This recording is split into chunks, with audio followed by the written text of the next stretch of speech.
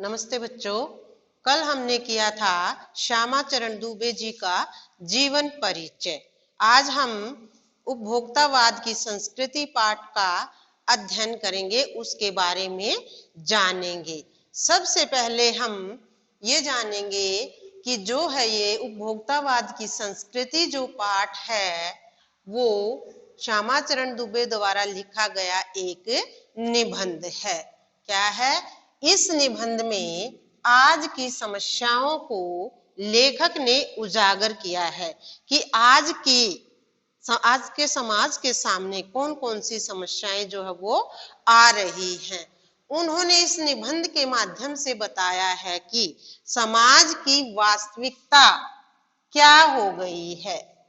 समाज के वास्तविक रूप को इस निबंध में उन्होंने प्रस्तुत किया है। लेखक ने बताया है कि इस युग में जीवन शैली हमारी लगातार बदल रही है। हमारी नई जीवन शैली का उद्भव हो रहा है। लेखक ने यहाँ बताया है कि अब समाज में चारों तरफ उत्पादन को बढ़ाने पर बल दिया जा रहा है। किसी भी तरह की चिंता न करते हुए, किसी भी संसाधनों के पतन की चिंता नहीं करते हुए आजकल उत्पादन बढ़ाने पर चारों तरफ जो है वो बल दिया जाने लगा है। आज के समाज में लोगों ने उपभोग को ही अपना सुख समझ लिया है कि जितने भी वस्तुओं का वो उपभोग करेंगे वही उनके लिए सुख है। लेखक ने इस निबंध में बताया कि वस्तुओं के उपभोग को ही लोगों ने अपना सब कुछ समझ लिया है और अब जाने अनजाने में इस उपभोक्तावाद की संस्कृति के कारण ही हमारा जो चरित्र है वो भी बदल रहा है। लेखक ने बताया है कि बाजार, जब हम कोई भी वस्तु खरीदने के लिए जाते हैं तो हम देखते हैं कि बाजार जो है वो पूरा का पूरा विलासिता की वस्तुओं से भरा हुआ है। ऐशो आराम की वस्तुएं बाजार में ज्यादा देखने को मिल रही हैं। और आजकल जब भी हम टीवी के सामने बैठते हैं तो हम देख रहे हैं कि हमारी हर रोज काम में आने वाली जो वस्तुएं हैं उनके अलग अलग तरह के, एक ही वस्तु के अलग अलग तरह के विज्ञापन जो है वो दिखाए जा रहे हैं और जो लोग हैं उन विज्ञापनों को देखकर बाजार में जाकर उनको खरीदने की होड़ में लगे हुए हैं। इससे भी उपभोक्तावाद की संस्कृति को जो है वो बढ़ावा मिल रहा है।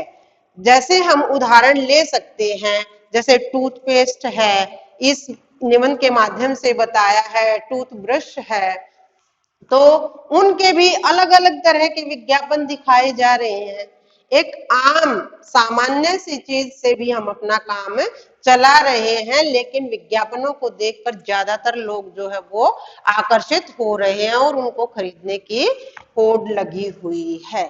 लेखक ने इसमें बताया है कि इसके साथ साथ उच्च वर्ग की जो महिलाएं हैं वो जो है वो अपने सौंदर्य प्रसाधन के लिए भी 30 से 40 हजार रुपए तक का सामान जो है वो खरीद कर अपने ड्रेसिंग टेबल के ऊपर रख लेती हैं।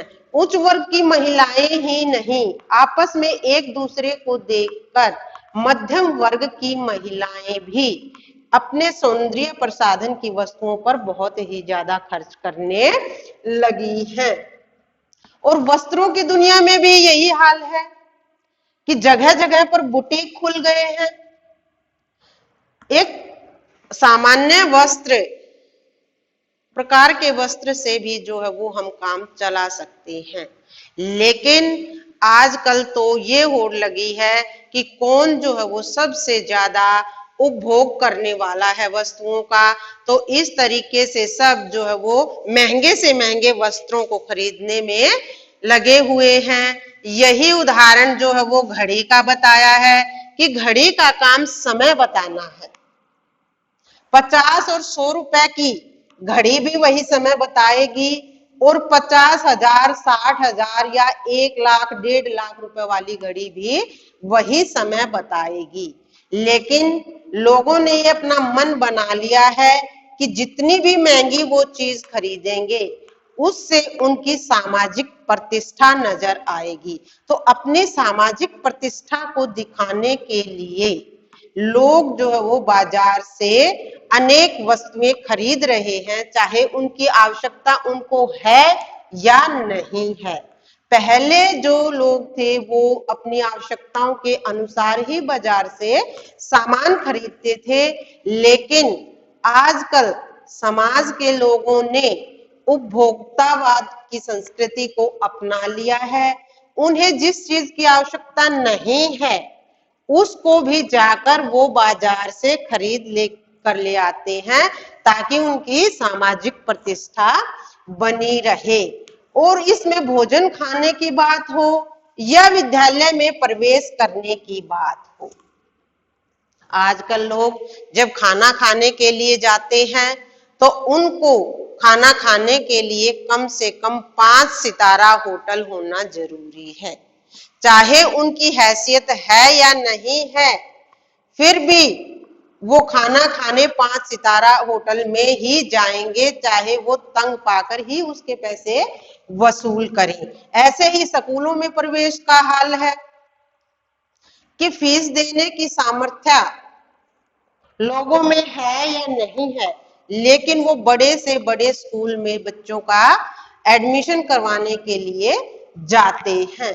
इस निबंध के माध्यम से श्यामाचरण दुबे जी ने बताया है कि अब संस्कृति का ही रूप बदल रहा है। आज की जो संस्कृति है वो केवल ढोंग मात्र ही रह गई है, उसमें कोई भी वास्तविकता नहीं है।